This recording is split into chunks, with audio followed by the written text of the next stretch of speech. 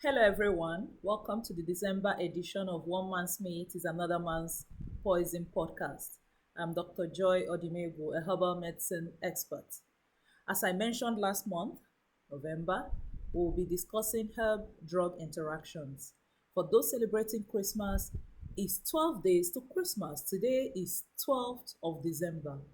On the 12th day of Christmas, my true love sent to me. Ha ha ha.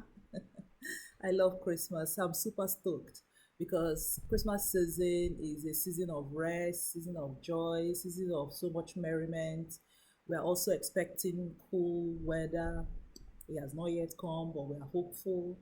And the holiday spirit is very uplifting. So, back to herbs and drug interactions. Sometimes the herb in the food is interacting with the drugs that the patient is taking.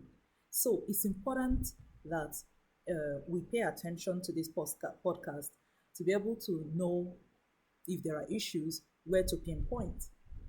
Here are some examples. Grapefruit. Grapefruit chemicals interact with drugs in a way that is very interesting.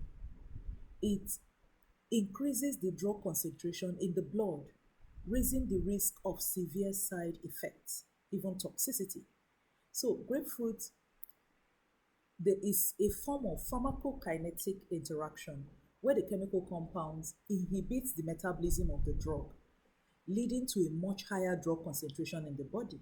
So, where the drug should have been broken down so that the system is getting it little by little, taking grapefruit potentiates, it makes the drug not to be broken down. So, one gets a toxic amount.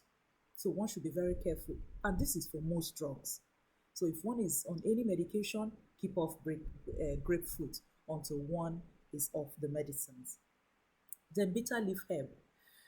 Diabetes and high blood pressure patients should be careful with bitter leaf herb. And it's a soup and is a favorite for some people. And so the patients may need to abstain while they're actively on medication. The chemical compounds in bitter leaf potentiates, makes more the effects of statins or metformin for diabetics. Then ginger spice. It's commonly consumed as tea for nausea. Ginger is a very powerful spice and also used for colds and flu. Those living in the temperate regions at this time, when it's very cold, use it a lot. So the gingerol, these are compounds in ginger, can increase bleeding risk when combined with anticoagulants like warfarin or aspirin. Sometimes people have a cold and they have a headache, they take aspirin and then use ginger tea. No, please don't. Then garlic.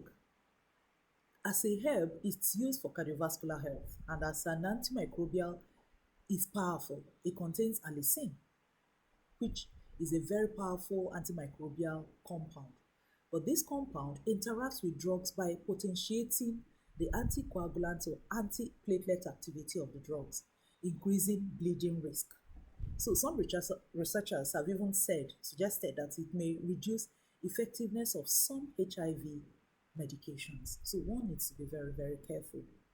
Now, these are common things in our foods that one does not even know that there's a problem. Is in recent research that we're beginning to find this out and we're putting it out there for everybody to know. African basil is typically used for respiratory infections and digestive issues. Its chemical compounds interfere with drugs that are metabolized by the liver, the CYP enzymes. I'm sorry I'm using this big, jargon. I've said that I'm not going to use them, but once in a while it helps so that one will understand exactly what is happening in the body. So it alters the drug levels in the body. So if one is on some of these medicines, then one should keep off African basil. St. John's wort. This is a very common herb that is used, very helpful for depression. It can interact with drugs working as a strong inducer of liver enzymes, reducing effectiveness of these drugs. Some of them are antiretrovirals and cardiovascular drugs.